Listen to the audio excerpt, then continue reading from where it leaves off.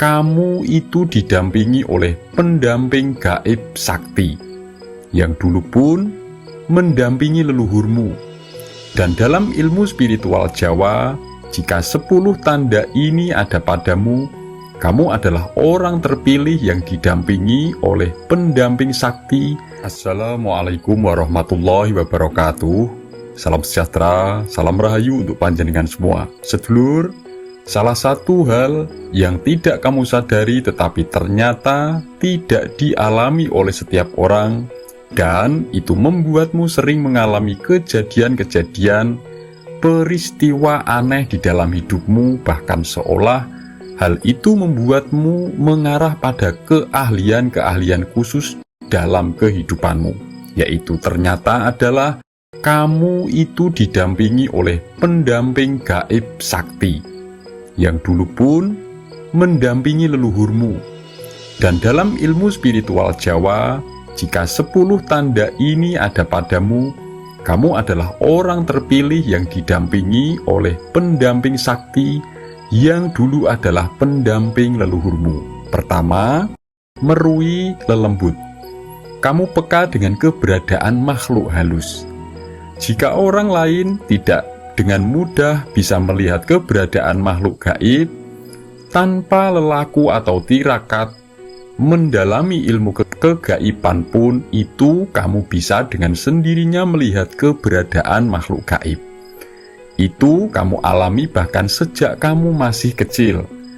Karena ketika pendamping gaib yang dulu mendampingi leluhurmu itu juga mendampingimu sebagai orang yang dipilih menjadi pewaris, maka pendamping gaib tersebut itu akan membuatmu membuka tabir penghalang, sehingga kamu tidak sengaja pun bisa dengan sendirinya melihat keberadaan makhluk-makhluk gaib.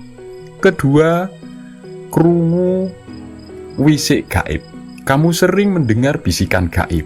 Biasanya itu terjadi ketika kamu dalam kondisi tertentu. Contoh, ketika kamu dalam kondisi kebingungan mencari jawaban atau mencari jalan keluar dengan persoalan yang sedang kamu hadapi. Atau bahkan ketika kamu ingin mencari tahu tentang kebenaran kejadian-kejadian yang dialami oleh keluargamu. Karena tugas pendamping gaib leluhurmu itu memang cenderung lebih pada kepentingan gaib yang berkaitan dengan dirimu sendiri dan keluargamu. Ketiga, meruhi wewayangan kangintili. Kamu sering melihat bayangan-bayangan yang sering mengikutimu. Biasanya munculnya adalah di saat kamu menyendiri dan sedang memikirkan urusan-urusan penting keluarga dan urusan kamu sendiri. Bahkan sering juga hadir di waktu-waktu tertentu, misalnya ketika kamu itu terbangun di tengah malam, terutama di atas jam 12 malam, atau yang disebut di sepertiga malam. Dan ingat, bayangan yang sering muncul tersebut sifatnya itu tidaklah membuatmu merasa takut. Keempat, ngalami tawure doyo ing panggonan wingit. Kamu ketika berada di tempat yang angker, yang di situ energi gaibnya tinggi, itu kamu merasakan ada benturan energi yang kamu rasakan. Sehingga biasanya kamu seketika mengalami seperti tiba-tiba pusing, tiba-tiba mual, atau tiba-tiba saja sekujur tubuhmu itu merasakan hawa yang sangat panas. Atau biasanya itu kamu mengalami reaksi ada angin yang bertiup kencang di sekitar tempat tersebut. Kelima, ngalami direksa wewayangan. Kamu sering mengalami dilindungi oleh bayangan gaib. Contoh, ketika kamu akan terjatuh atau ada benda yang akan menimpa dan membahayakanmu, itu spontan seolah ada bayangan yang menarikmu, sehingga kamu selamat dari kecelakaan atau kejadian yang seharusnya itu bisa mencelakaimu. Keenam, nompo wangsit sakjroning ngimpi. Kamu sering mengalami mimpi yang berulang-ulang dalam beberapa hari, yang seolah kejadian dalam mimpi tersebut itu nyata kamu alami. Selain itu pun, kamu bisa jelas mengingatnya. Dan di balik itu, ternyata tanpa kamu sadari, di balik mimpi yang kamu alami itu adalah bersifat petunjuk, entah untuk dirimu, bahkan untuk keluargamu. Lalu yang ketujuh, ngelilir ing sepertelone wengi. Kamu kerap sekali terbangun di sepertiga malam. Yang kamu rasakan itu berawal seolah ada yang tiba-tiba membangunkanmu. Dan setelah kamu terbangun, kamu merasakan ada kehadiran pertanda khusus, seperti ada bayangan-bayangan yang melintas, atau kamu mendengar bisikan suara gaib.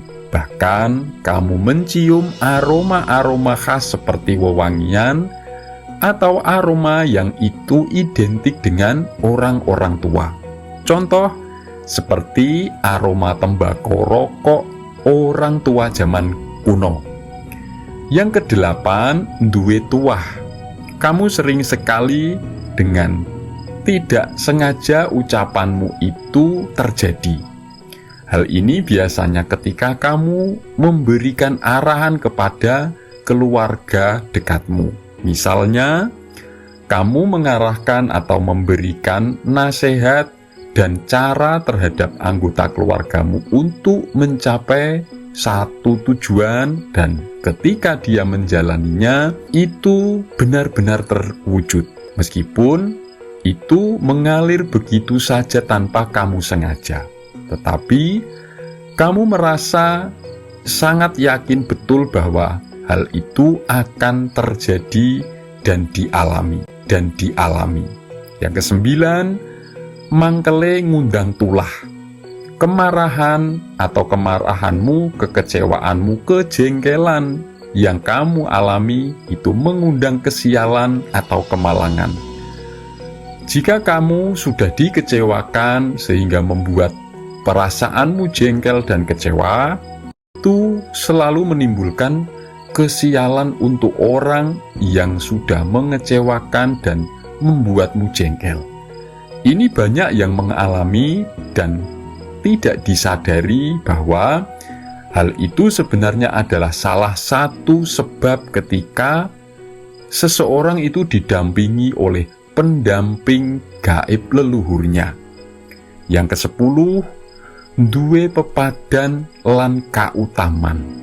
Kamu itu mempunyai banyak kemiripan dengan leluhurmu, mulai kesamaan secara fisik maupun keistimewaan lain.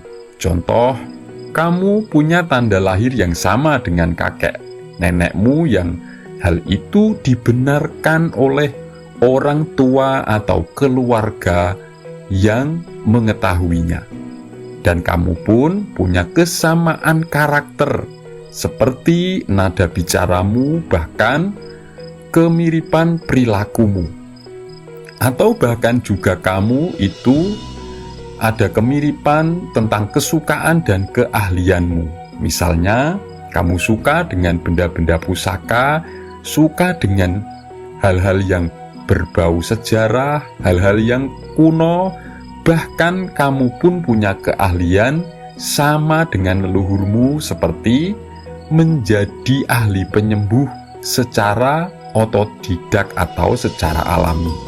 Semoga ini bermanfaat. Wassalamualaikum warahmatullahi wabarakatuh.